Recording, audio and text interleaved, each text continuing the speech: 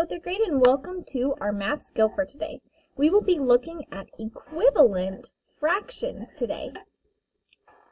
We'll be able to answer how can different fractions name the same part of a whole. Let's go ahead and begin.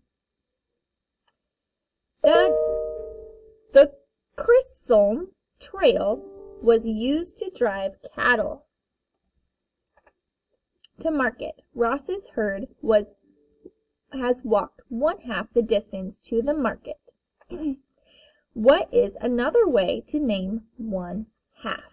So this is how far the cattle walked. Now let's think about how we could divide this into different parts. We have our whole, right? So this is 1/2 and this is 1/2, but only walked half the distance. So what if I added another box underneath and divided it into more equal parts?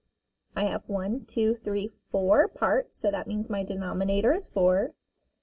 Here's 1/4, my unit fractions, 1/4, 1/4.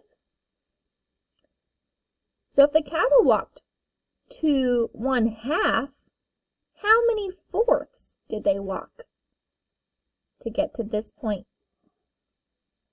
1, 2. We can see that down here in the bottom. 1/2 is the same as 2/4. It is the same length as 2/4.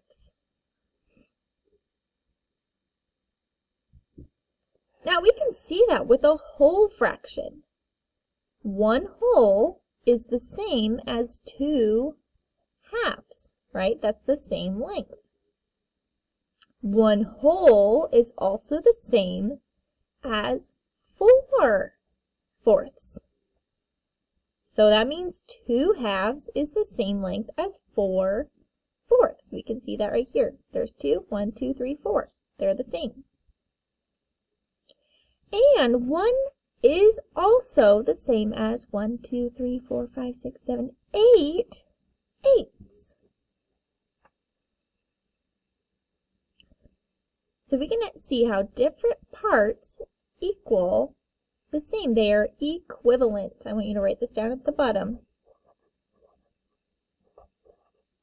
Equivalent. That means that they are the same amount. Different fractions, but the same amount.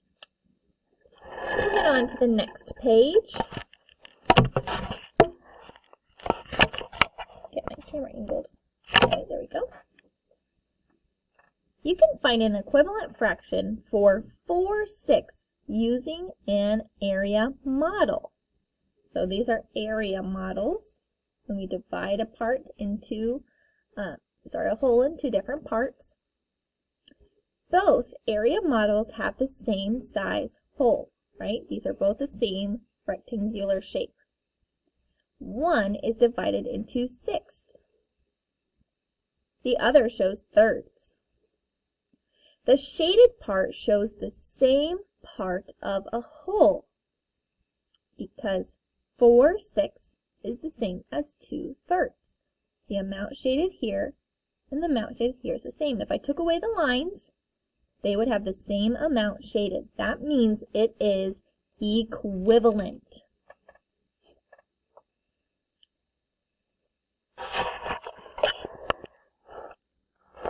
Moving on to our guided practice. Do you understand? Divide the second area model into 6ths.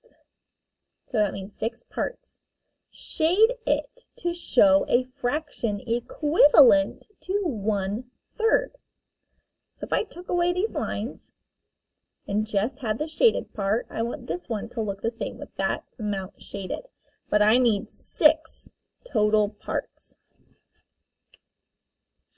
So first I'll divide it into thirds, like this second one does. So do that on yours. And then divide it in half. So I have 1, 2, 3, 4, 5, 6.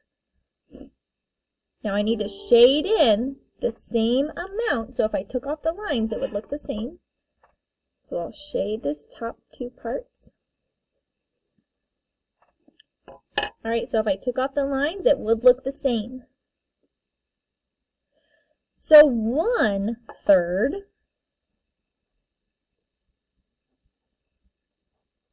is the same as how many sixths?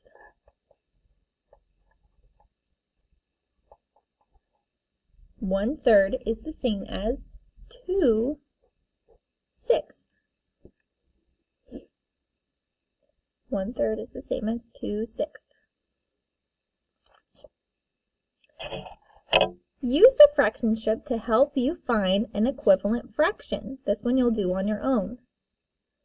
1/4 is equivalent to how many eighths? It's equivalent to how many eighths? Write your numerator.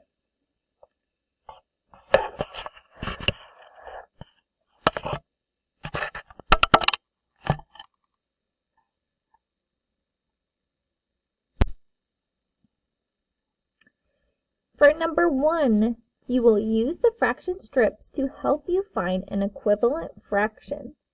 So 1/2 is the same as how many fourths? Number 4, divide the second model area into eighths. Shade it to show a fraction equivalent to 1/2. Now here's a second way to show equivalent fractions, is we can start with these same, and we'll shade in that part, and then divide it into more parts to get eighths. So if I divide this in half and this in half, now I have fourths. And if I draw a line through the middle, that gives me eighths. 1, 2, 3, 4 eighths is the same as 1/2.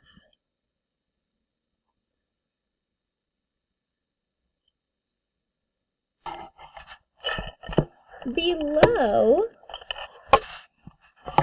you will be finding each equivalent fraction. Use fraction strips or draw area models to help. On your class kick, you'll be able to use these and move them around to help you find the equivalent fraction. So how many eighths does it take to make 3/4? How many eighths does it take to make 6/6? How many thirds does it take to make 2/6? And how many halves does it take to make 4/8? Once you are finished filling in these missing parts, then you can move on to the next activity for today.